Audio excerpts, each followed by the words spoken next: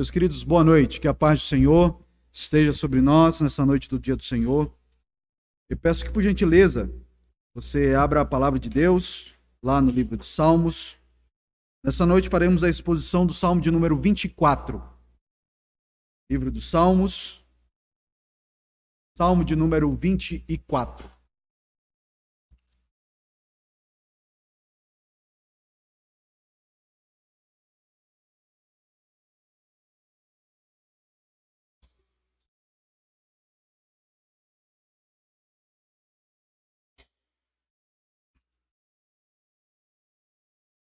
Escutem comigo a leitura da palavra de Deus, que nos diz assim, Salmo de Davi.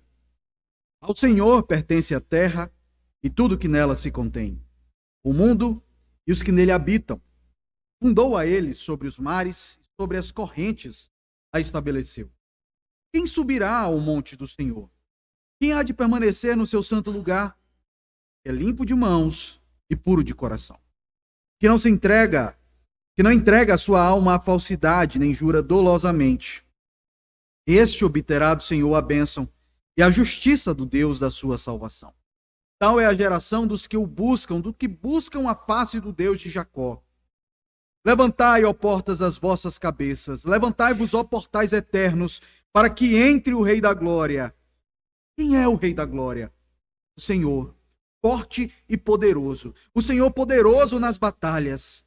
Levantai, ó portas, as vossas cabeças, levantai-vos, ó portais eternos, para que entre o Rei da Glória. Quem é esse Rei da Glória? Senhor dos Exércitos. Ele é o Rei da Glória. Vamos pedir ao Senhor que nos abençoe, traga clareza na sua palavra. Oremos. Senhor, Rei da Glória, chegamos diante de Ti na expectativa de que o Senhor mesmo que inspirou esse texto nos faça contemplar a beleza e a glória do Evangelho de Cristo por meio das páginas da Antiga Aliança. Que essa porção da Tua palavra sirva como alimento, como instrução e contemplação da Tua beleza, do Teu poder, da Tua obra, da bênção que temos ao ouvirmos essas santas palavras. Nós oramos assim em nome do Senhor Jesus Cristo. Amém. Meus queridos, já no título desse salmo, nós conseguimos ver quem é o autor desse texto. É um salmo de Davi. Apesar de sabermos que esse é o autor desse texto, não são descritas aqui algumas coisas tais como as circunstâncias que o levou a escrever esse texto, nem aquilo que motivou a esse rei de Israel escrever tal salmo. Apesar disso, alguns estudiosos chegam a propor que em dois momentos específicos da história de Israel, possivelmente foram as circunstâncias que levaram Davi a escrever esse salmo. Em primeiro lugar, eles consideram que esse salmo foi produzido para ser cantado no momento da entrada da Arca da Aliança em Jerusalém, no período do reinado de Davi. Nós conhecemos que no período da sua monarquia, Davi tomou a cidade de Jebus, dos Jebuseus, e tornou aquela cidade chamada de Jerusalém como a capital do império. Pela primeira vez, ele tentou levar a arca até lá, e nós conhecemos aquela história de Acã, que tocou na arca e não deu muito certo. Mas houve um segundo momento em que deu tudo certo para a entrada da Arca da Aliança na cidade de Jerusalém. Então esse é o primeiro momento que possivelmente que levou Davi a escrever esse salmo. Mas há um segundo momento que alguns estudiosos acreditam, é que esse salmo possivelmente foi preparado para Davi quando ele preparou os itens para que o seu filho Salomão construísse o templo. Nós falamos um pouco sobre isso de manhã, que Davi tinha o interesse de construir um templo ao Senhor, e Deus não lhe deu esse direito. Disse que o seu filho haveria de construir. E então, nesse contexto, já que ele não poderia construir o templo, Davi então buscou levantar o material para que o seu filho construísse. E então alguns estudiosos chegam a propor que esse salmo foi não só um cuidado com os itens materiais que estão sendo utilizados, que seriam utilizados para a construção do templo, mas também a música que seria o tema da entrada da Arca da Aliança naquele templo que havia sido acabado de ser construído. Esse salmo, então, composto por Davi, ele tem uma estrutura bem interessante. Ele apresenta perguntas e respostas. É aquilo que é chamado de uma estrutura antifônica. Ao que tudo indica, quando esse salmo era cantado, havia não só uma participação dos levitas, mas também de um dirigente que fazia as perguntas presentes nos versículos 3, 8 e 10, e também o povo de Deus, a uma só voz, respondia as perguntas que eram apresentadas aqui nesse salmo. E uma informação interessante sobre o uso desse salmo dentro da história da tradição cristã é que ele passou a ser entoado em 2 momentos do calendário litúrgico do povo que seguia ao Senhor Jesus Cristo.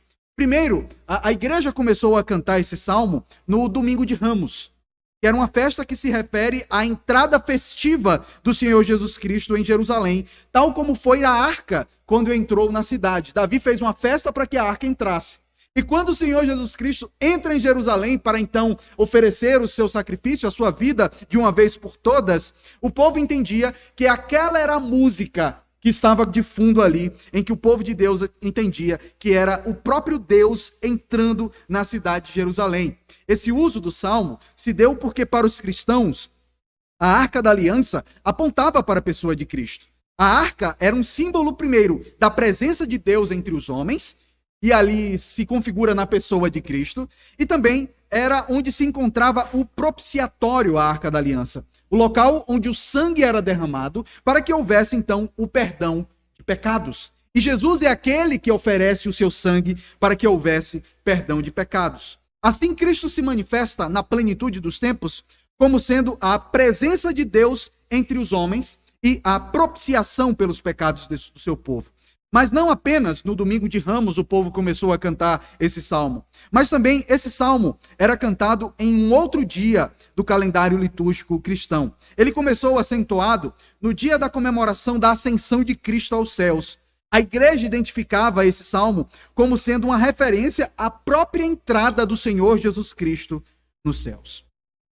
Posto isso, quando nós podemos ver que quando nós lemos esse salmo, nós podemos perceber 3 partes nele. E quando nós observamos essas 3 partes, elas apresentam mudanças abruptas. Parece que há uma ideia, é parada, começa uma outra ideia, que é parada, e começa uma terceira ideia, que conclui então o salmo. E um dos nossos objetivos aqui nessa noite é entender esse aparentemente quebra-cabeça que está aqui montado como um salmo só. Qual é a unidade desse texto que traz uma mensagem única? Cada salmo tem uma mensagem única. Então, como que esse quebra-cabeça se une, trazendo uma mensagem para o povo de Deus? Posto isso, então, vejamos quais são as 3 partes desse salmo. A primeira parte está lá nos versículos 1 e 2, que descreve Deus como dono e criador de toda a terra. A segunda parte está nos versículos 3 a 6, que descreve a pessoa que poderá adentrar em uma parte especial da criação de Deus, que é o monte do Senhor. E a terceira e última parte, os versículos 7 a 10, descreve a entrada do Rei da Glória pelos portais eternos. Então buscaremos entender como que essas 3 partes aparentemente desconexas se conectam, trazendo uma mensagem para o povo de Deus, para o povo que crê no Senhor Jesus Cristo. Vejamos então a primeira parte desse salmo, os versículos 1 e 2, que descrevem Deus como dono e criador de toda a terra. O salmista começa afirmando no versículo 1, na sua primeira parte: ao Senhor pertence a terra. Não é estranho pensarmos em Deus como criador e controlador do universo, dos corpos celestes, de absolutamente tudo. Mas aqui o salmista não tem a intenção de apontar para o universo, para as estrelas, para os planetas. Não, ele foca em uma parte específica da criação, a terra, o local onde nós habitamos. Ao Senhor pertence a terra.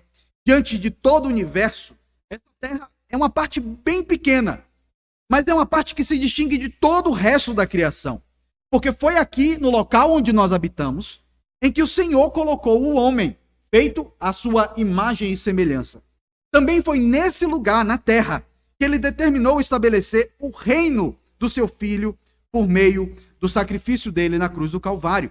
Ao afirmar que a terra pertence ao Senhor, o salmista mostra que ela não pertence ao homem. Ainda que o homem tenha aprendido a manipular o planeta, a produzir algumas coisas por intermédio das suas mãos, a terra ainda tem um dono. O Senhor Deus, Criador dos céus e da terra. Mas o Senhor não tem propriedade apenas sobre a terra. Mas sobre tudo que está nela é o que ainda nos diz o versículo 1. Percebam a construção do argumento. A terra pertence ao Senhor. Mas não só a terra pertence ao Senhor. Em segundo lugar, tudo que está na terra. Ele diz, e tudo o que nela se contém. Isso nos mostra que por mais que o homem venha a produzir carros, prédios ou qualquer outro bem, isso também pertence ao Senhor. Há um teólogo holandês chamado Abraham Kuyper. Ele foi primeiro-ministro da Holanda, um pastor calvinista.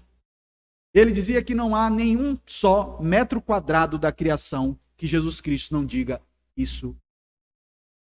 E Deus aqui está dizendo, o salmista está dizendo, que tudo que está na terra pertence ao Senhor.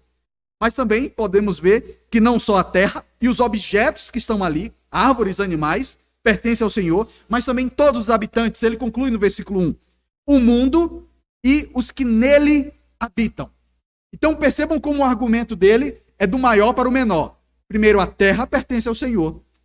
Tudo que é criado pertence ao Senhor. E até os que nele habitam. Os homens pertencem a Deus.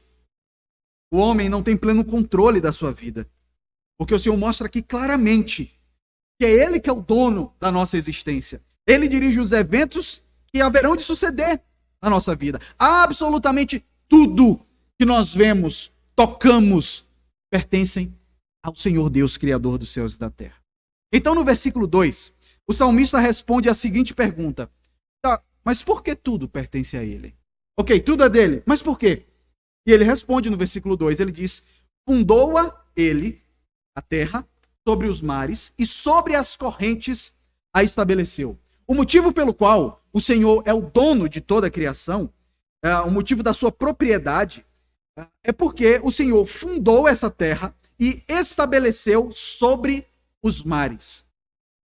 O ponto do salmista é dizer que Deus é o dono de tudo, porque Ele criou tudo. Ele é o Criador, por isso que Ele é o dono. Na verdade, só existe planeta porque o Senhor quis que houvesse planeta e quis que houvesse vida aqui. Isso nos mostra, irmãos, que Gênesis capítulo 1 é o fundamento para a propriedade de Deus sobre a criação. Ele funda a terra, Ele é o dono da terra. E o salmista ainda fala que o Senhor fundou a terra sobre os mares, sobre as correntes, fundou e estabeleceu a terra. Muito possivelmente aqui, essa é uma citação daquilo que está em Gênesis capítulo 1, versículo 2.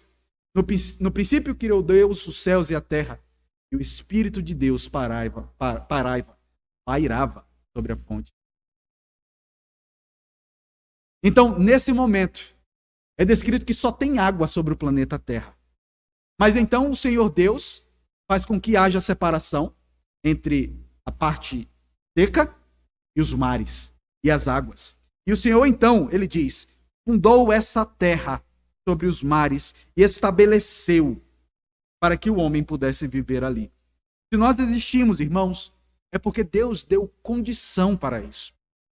Há algo interessante que é comentado por um teólogo chamado Matthew Henry. Ele fala que o fato da terra estar estabelecida sobre águas nos mostra que não é um lugar muito bom para a gente alicerçar a nossa esperança. Você não vai botar nada em cima da água achando que aquilo está firme, porque balança, não fica muito firme. Então nosso coração está em Deus, não na terra, não no mundo em que nós estamos. E de repente, então, dos versículos 3 a 6, o salmista tira os olhos de toda a criação. Percebam que o argumento nos versículos 1 e 2 é Deus como Criador, é Deus como aquele que é o dono de tudo. E ele, então, dos versículos 3 a 6, ele fixa a sua atenção em uma parte especial da criação, que é o monte do Senhor. Ele questiona aqui o seguinte: quem poderá adentrar nesse local especial da criação? Mas ele não questiona isso, ele não só questiona isso, mas também, ao mesmo tempo, descreve as qualificações de uma pessoa que subirá ao monte do Senhor. Percebam que o argumento aqui do salmista está sempre do maior para o menor. Ele criou a terra, criou tudo que existe e criou o homem, ele é o dono do homem. Agora então, depois de ver a terra como um todo, ele vai nessa segunda parte do salmo para uma parte específica da criação, o monte do Senhor. E ele diz, quem que pode habitar nesse lugar, no monte do Senhor? Vejamos então a segunda parte, dos versículos 3 a 6. onde é feita uma descrição da pessoa que poderá adentrar nessa parte especial da criação, o monte do Senhor. Davi começa com uma pergunta no versículo 3.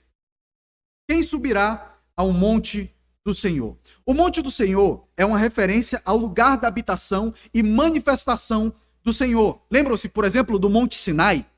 Era um lugar que apenas Moisés conseguiu subir. Era um lugar que tinha muitos critérios para uma pessoa conseguir chegar ali.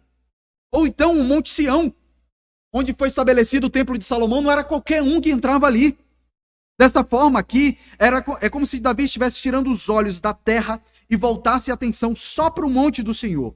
E ao olhar para o local da habitação de Deus, é como se ele olhasse diretamente para os céus, queridos. Quem pode habitar desse local onde Deus manifesta a sua presença? Ali naquele tempo era no monte, onde tinha um templo, onde a arca estava presente. Quem pode chegar naquele lugar?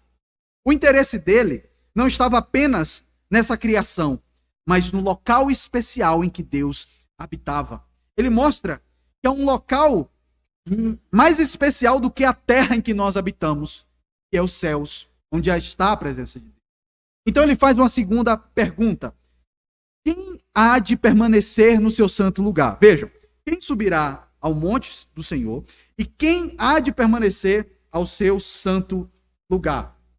Aqui são duas perguntas, os irmãos se lembram que eu falei pela manhã, que a estrutura da poesia hebraica são de linhas paralelas, de afirmações paralelas, que complementam uma a outra. É aquilo que é chamado de paralelismo sinonímico. São ideias iguais, que se repetem de formas diferentes, em que uma complementa a outra. E agora, então, ele fala não só do monte do Senhor, mas ele fala do santo lugar. E nós já ouvimos falar do santo lugar. O santo lugar era o lugar no tabernáculo que ficava antes dos santos, onde os sacerdotes que serviam ao Senhor podiam entrar ali. Apenas homens santos e separados para o ofício sacerdotal é que podiam entrar naquele lugar.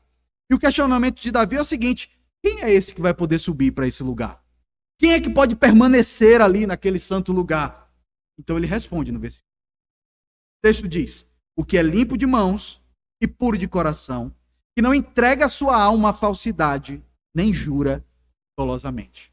Queridos, se nós olharmos aqui essa afirmação de Davi, ela está bem em paralelo àquilo que é descrito no Salmo 15, os versículos 1 a 3. Aqui já fica claro que, diferentemente da terra, onde qualquer ser humano habita, há um local que apenas algumas pessoas podem habitar. Para habitar no monte do Senhor, é necessário um padrão moral muito rígido, tal como os sacerdotes que entravam ali no santo lugar. E Davi descreve, então, 4 qualidades sobre aquele que habitará na presença de Deus. Primeiro, ele é limpo de mãos. O que exatamente Davi está se referindo? Ele está falando daquele que não tem a mão suja de sangue. Os irmãos devem se lembrar que quando Davi se predispôs a construir o templo, uma das coisas que foi dita por Deus a ele é que ele não haveria de construir aquele templo porque ele tinha as mãos manchadas de sangue, as mãos sujas. Então, aqui é uma clara referência ao 6º mandamento. Limpo de mão. Mas aí você pode dizer: opa, estou fazendo meu cheque aqui, pastor. Eu consigo, sim. Então, eu nunca matei ninguém. Mas se lembra o Senhor Jesus Cristo no Sermão da Montanha, dizendo que aquele que se ira contra alguém já matou essa pessoa no seu coração? Limpos de mão. Ninguém. Há um segundo aspecto, segunda característica. Ele é puro de coração. Queridos, coração aqui não está se referindo apenas a sentimentos, mas ao nosso íntimo. Aquilo que nós somos quando nós estamos calados. Aquilo que só Deus conhece a nosso respeito. Mas o que a Bíblia fala é que o nosso coração é desesperadamente corrupto. Não somos limpos de coração. Vai fazendo o cheque contrário aí, tá? Vai olhando. Não é limpo de mão, não é puro de coração. E ele fala em terceiro lugar, que não entrega a sua alma à falsidade ou à nulidade. Calvino, fazendo uma exegese aqui dessa expressão falsidade ou nulidade, ele afirma que essa expressão está vinculada à ideia de idolatria. Aquele que se entrega a coisas que são vãs, a adorar aquilo que não é nada, aquilo que não é Deus. E o mesmo Calvino fala que o nosso coração é uma fábrica de ídolos. Tantas vezes amamos mais a Deus, ou melhor, amamos mais o dinheiro do que a Deus, amamos mais o filho do que a Deus, amamos mais o marido ou a esposa do que a Deus, o nosso emprego do que a Deus. Mas aquele que habita no monte do Senhor, esse não pode amar absolutamente nada mais do que o Senhor. Ele não se entrega à idolatria. A quarta e última característica desse que habita no monte do Senhor é que ele não jura dolosamente. Assim como Deus, ele fala a verdade. Você já falou alguma coisa e depois não cumpriu? Bem-vindo ao clube. Ele está dizendo que aquele que habita no monte do Senhor, ele fala e cumpre. Sabe quando diz que Deus, o que ele fala, ele cumpre? Meus irmãos, esse homem que está sendo descrito aqui, ele é íntegro em todos os sentidos. E para habitarmos na presença de Deus, segundo esse salmo, nós temos que ter todas essas qualidades. O problema é que essa exigência para morarmos com o Senhor é algo terrível para nós. Nenhum de nós consegue afirmar que tem todas essas qualidades. Diante disso, nós nos perguntamos, ok, eu não quero ser só um habitante da terra que Deus criou e que Ele é o dono. Eu quero habitar nesse monte do Senhor. Eu quero estar nesse lugar que a glória dele se manifesta, que a presença dele está ali. Pois então, há um que habita na presença de Deus, um de nós que habita na presença de Deus, que é o Senhor Jesus Cristo. Ele é plenamente limpo de mãos, puro de coração, não se entregou à idolatria, nem jurou dolosamente. E é porque Cristo habita no monte do Senhor. E pelo fato de estarmos unidos a Ele, é que mesmo não tendo essas características, Deus olha para nós e vê o seu Filho, o Senhor Jesus. Dessa forma, a única maneira que temos para termos essas qualidades, podermos habitar com o Senhor, é se estivermos Cristo como nosso mediador. Deus olha para nós e vê um tanto de pecador que fala uma coisa e não faz, que tem um coração cheio de idolatria, que tem um coração cheio de ódio, de amargura, de rancor.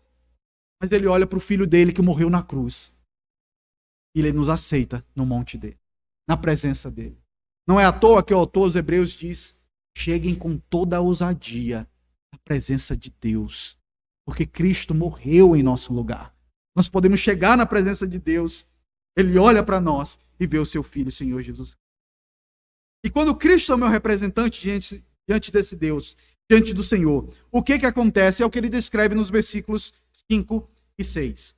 Este está em Cristo, que é impuro, mas que é purificado por meio de Cristo, este obterá do Senhor a bênção e a justiça do Deus, sua salvação. Percebam aqui que a bênção e a justiça não é algo que é próprio da pessoa, desse que habita no monte do Senhor, mas é um ato que Deus dá. Esse vai obter de quem? Do Senhor. A bênção, a justiça, a justificação vem de Deus. E a sua salvação. Se eu tenho todas as qualidades descritas anteriormente, para que eu preciso de um Salvador? Eu preciso de Jesus. Então ele diz, nós que estamos em Cristo, nós obtemos a bênção de Deus. Nós ainda recebemos a justiça dele. A justiça que foi feita na cruz está sobre nós. E do Deus que nos salva. É a justiça de Deus em Cristo que nos salva, nos justifica e nos habilita a morarmos nos céus. Nos habilita a estarmos no Monte Santo do Senhor, na presença de Deus. Então no versículo 6 ele fala, tal é a geração dos que buscam a face do Deus de Jacó.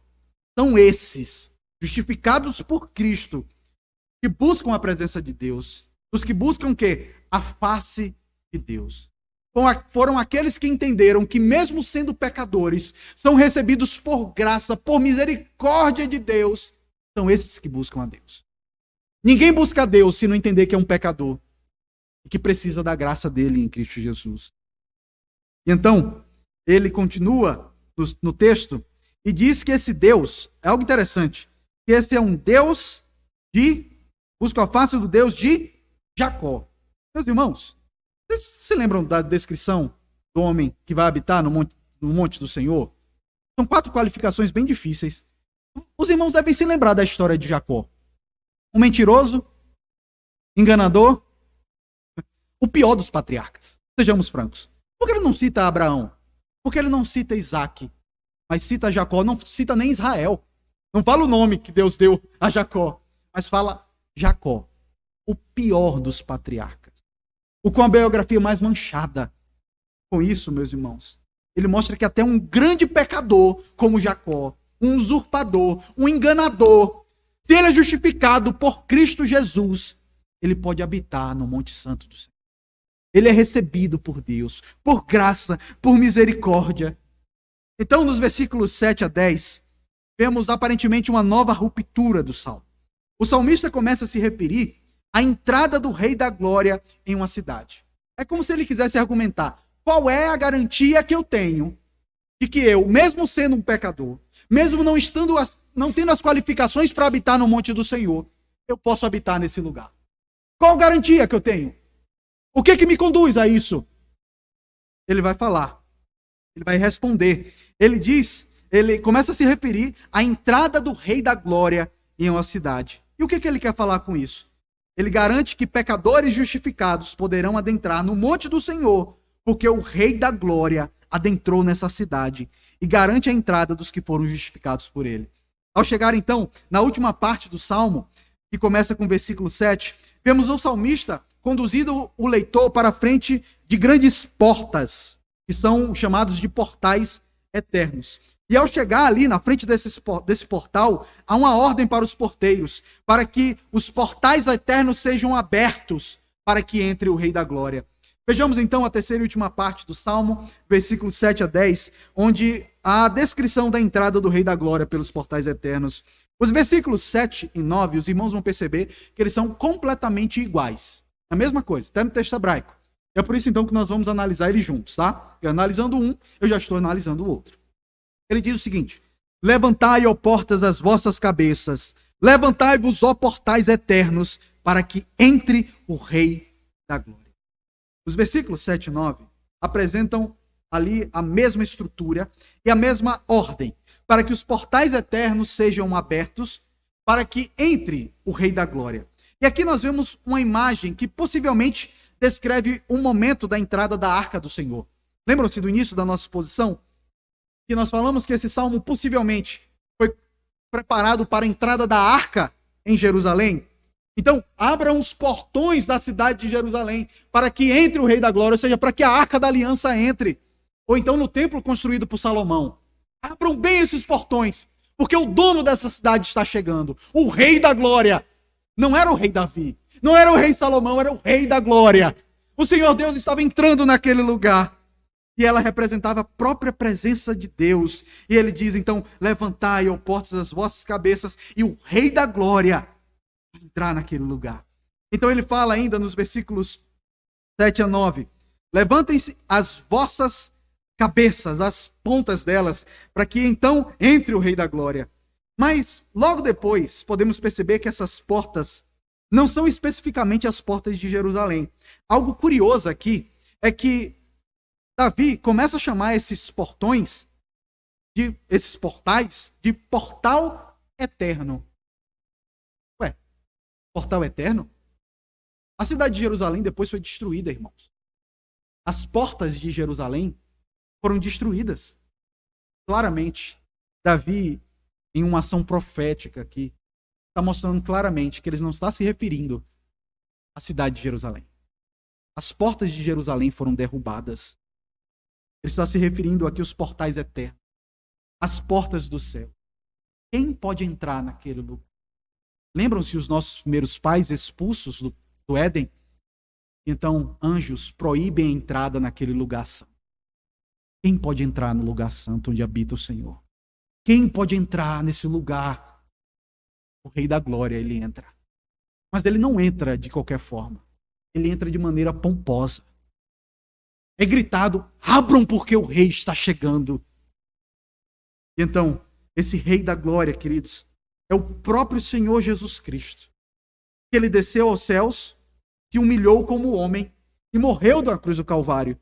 Mas ele ressuscitou ao terceiro dia, passou 40 dias entre os seus discípulos, e após isso nós vemos logo no início do livro de Atos, ele sendo assunto aos céus. Ele adentrou nos portais eternos, onde está a destra de Deus Pai.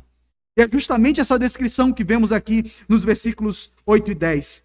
Vemos uma espécie de porteiro da cidade fazendo uma pergunta. É como se ele dissesse: não é qualquer um que pode entrar nessa cidade. Quem é esse Rei da Glória? Quem é esse que ousa entrar nessa cidade? E o porteiro responde nos versículos 8 e 10. Quem é o Rei da Glória? Quem é esse que quer entrar? Ele diz no versículo 8: o Senhor, forte e poderoso, o Senhor poderoso batalhas. Sabe por que ele entra por essas portas? É porque ele é um rei guerreiro que venceu as batalhas. Ele venceu a batalha sobre a morte. Ele venceu a batalha contra Satanás, subjugando Satanás na cruz do Calvário. Esse rei é que abre as portas para que então possamos subir no monte do Senhor, nesse santo lugar. E é pela vitória de Cristo que nós temos a certeza que os portais eternos se abrirão para que nós possamos entrar também. Porque os portais se abriram para Ele, para o Rei da Glória. Nós que estamos unidos a Ele, firmados nele, vamos entrar de maneira gloriosa. E quem é esse Rei da Glória? O Senhor dos Exércitos. Ele não só, ele é o vitorioso nas batalhas, mas ele é o Deus que é o Senhor dos Exércitos. Lembram-se? Esse Senhor é aquele que manda um exército de moscas contra o Egito. Um exército de rãs contra o Egito. Um exército de piolhos contra o Egito. Um exército de vermes para comer Herodes. Ele é aquele que fez absolutamente tudo e controla tudo. Tem um governo sobre tudo. E hoje nós nos unimos a todo o povo de Deus na história, proclamando: Jesus é o Senhor dos Exércitos. Ele, Rei vitorioso na cruz do Calvário, que ressuscitou ao terceiro dia. Ele é o Rei da Glória. É Ele que abre os portais para que nós, pecadores, injustos, maculados pelo pecado, possamos entrar na porta eterna. Para que possamos chegar e dizer: Rei da Glória entrou, o meu Senhor entrou, e é por isso que eu posso entrar por esses portais eternos. Meus queridos, eu quero concluir com algumas aplicações, 4 aplicações, como de costume. A primeira aplicação é que o nosso Deus criou todas as coisas que estão no mundo e é dono de todas as coisas. Mas mesmo assim, de maneira generosa e graciosa, Ele nos concede um local, esse local, para que habitemos. Não servimos a um Deus egoísta. Antes, Ele nos fez como mordomos para cuidar da terra dele, dos animais que Ele nos deu, das coisas que Ele nos deu. Mas acima de tudo, Ele nos deu a própria vida para que cuidemos da nossa vida. Também devemos saber que a vida que temos, ela não nos pertence, porque foi Deus que nos deu. Ele é o dono. Ele nos deu o fôlego de vida. Essa história de minha vida, minhas regras, esqueça essa bobagem. Não é sua vida. Deus que lhe deu. E saiba que Ele chegará diante de você e irá te cobrar. O que você fez com a vida que eu lhe dei? Absolutamente ninguém passará impune diante do Senhor, do Criador dos céus e da terra. Isso deve nos fazer reconhecer que o Senhor é nosso dono e que nós vivemos para Ele. Nós que estamos em Cristo e que entendemos que Ele é o Criador. Lembram-se de João 1,3? Ele fez absolutamente tudo. Ele é o herdeiro de todas as coisas. Isso deve nos levar a usar a criação que Ele nos deu para a glória dEle, porque ela pertence a Ele. Poder e autoridade pertence a Cristo. E pelo fato dele ter criado tudo, ser o dono da criação, isso nos mostra o seu poder para recriar absolutamente tudo. Vocês acham que é grande coisa novos céus e nova terra para alguém que já criou os céus e a terra? Ele já provou que ele é capaz. Ele criou os céus e a terra. Não é muito para ele fazer novos céus e nova terra. O Senhor Jesus tem poder para isso. Em segundo lugar, queridos, nós devemos saber que por mais que a terra seja um local maravilhoso, onde desfrutamos das bênçãos do Senhor, os nossos olhos devem estar voltados para um local especial, para o local da habitação de Deus. Existe um local criado por Deus, que é um local de pleno deleite, novos céus e nova terra. E esse local não é maravilhoso por possuir alguma coisa especial, por aquela descrição de chão, de ouro, coisas do tipo. Mas é por causa de quem está lá. O Senhor Jesus Cristo está nesse lugar. No Monte Santo do Senhor. O Senhor está lá, nos aguardando. E pela justiça dele, nós seremos limpos de mão, puros de coração. Nós somos conduzidos de glória em glória até a entrada na cidade santa. A terceira aplicação que eu quero fazer é que Cristo é o Deus eterno que, após ser glorificado, adentrou por esses portais e garante a nossa entrada como seu súdito. Meus queridos, o Senhor Jesus é aquele que é o Senhor dos exércitos e que ele já está lá. Ele já está à destra de Deus Pai, aguardando o momento onde vai restaurar a criação. E nesse local, nessa criação, apenas santos e íntegros poderão habitar lá. E nós só seremos isso, plenamente santos, plenamente íntegros, quando nós nos encontrarmos com Ele. Quando Ele nos purificar de maneira completa. E então poderemos habitar por toda a eternidade no Monte Santo do Senhor. Lembram-se quando o povo ficava apavorado quando viu Moisés em cima do monte, raios e trovões, um medo de Deus. Não temeremos mais a Deus. Fazer como o profeta: ai de mim, que sou um homem de lábios impuros e habito no povo de impuros lábios. Seremos purificados. Não teremos por que ter medo de Deus, porque o Senhor Jesus entrou na presença dele, na presença do Pai, nos purifica e garante o nosso acesso pelos portais eternos. Os portais eternos não estarão fechados para nós, mas o Rei da Glória, que entrou lá, e nós, como parte do seu povo, entraremos com o nosso Rei. Adentraremos naquele lugar. Quem é esse, o Rei da Glória? É Jesus, que veio e venceu a batalha. Não com um exército, mas sozinho naquela cruz do Calvário. Mas, quarto e último lugar, eu quero me voltar para você que está aqui conosco nessa noite e que não tem Jesus como seu único e suficiente Salvador. Talvez você esteja tão apegado às coisas aqui desse mundo, mas deixa eu lhe dizer, nada do que você diz é meu, é seu no final das contas. Basta você morrer e as suas coisas começarão a ser entregues para as pessoas. Ah, a camisa de fulano? Não, não é mais de fulano. Sabe aquela casa que você suou tanto para comprar? Vai ficar para os outros.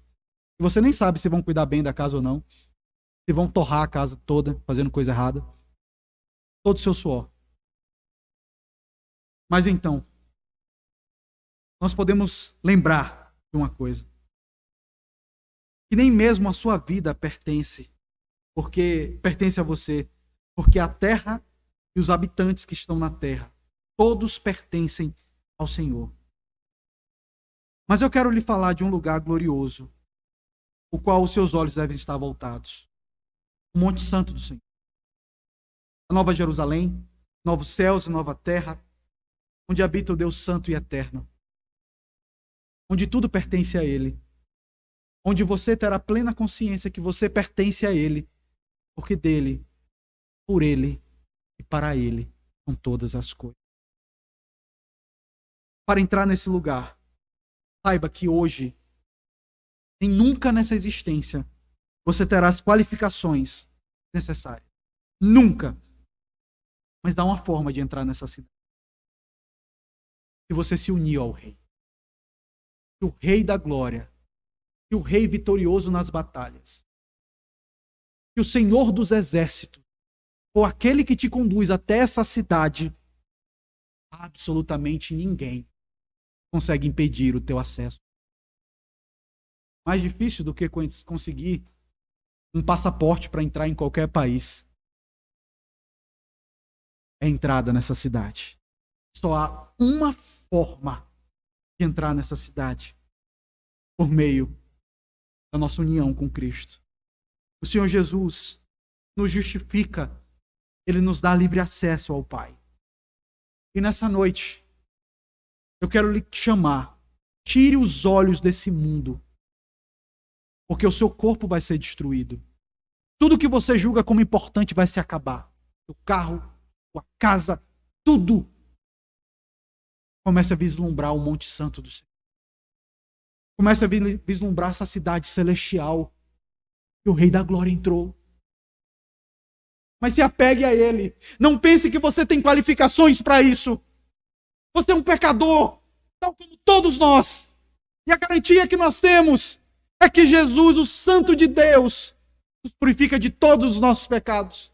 E se nessa noite você se lançar aos pés do Rei da Glória, se lançar aos pés do Senhor dos Exércitos, não abrir e fechar de olhos na sua morte, portais eternos haverão de se abrir, porque o Rei da Glória já entrou e aguarda lá. Porque a criação será restaurada e você poderá contemplar as marcas nas mãos de Cristo, o sofrimento dele na cruz do Calvário, porque ele morreu para justificar. E você estará com a multidão de santos clamando: glória seja dada ao Cordeiro pelos séculos dos séculos.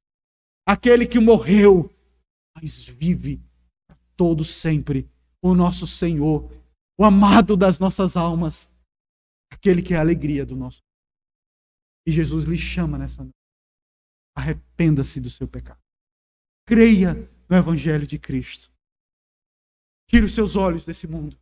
Olhe para o monte do Senhor e entre nos portais eternos por meio de Cristo. Oremos. Senhor Deus, como nós somos desqualificados para entrar no Monte Santo. Como que somos pecadores. Mas te louvamos, ó Rei da Glória, nosso Senhor, o nosso Redentor, porque o Senhor conquistou esse lugar para nós. O Senhor é o Deus poderoso nas batalhas.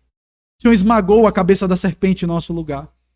O Senhor venceu o nosso mais cruel inimigo, que é a morte, porque o Senhor nos fará ressuscitar. Ainda que o nosso corpo seja destruído, no último dia ele será completamente restaurado pelo poder do Senhor dos Senhores. O Senhor nos faz ter os nossos olhos voltados para esse dia. Que enquanto vivemos aqui, saibamos que tudo que temos é porque somos mordomos do Senhor. Usamos aquilo que o Senhor mesmo é o dono.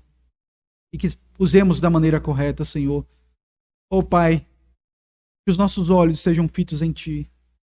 Se há alguém aqui nessa noite que ainda não tem o Senhor como único e suficiente Salvador, que os portais eternos da cidade maravilhosa, que o medo, o pavor de estar fora dessa cidade tome o coração dessa pessoa, para que ela possa se lançar aos pés de Cristo, se humilhar, se achando indigno, mas sabendo que esse Rei é cheio de misericórdia, é cheio de graça, e que Ele acolhe todos aqueles que têm espírito quebrantados. Recebe, Senhor, recebe para Ti aqueles que têm coração quebrantado, aqueles que buscam a justiça do Senhor e não a justiça própria. Nós oramos assim em nome do Senhor Jesus Cristo. Amém.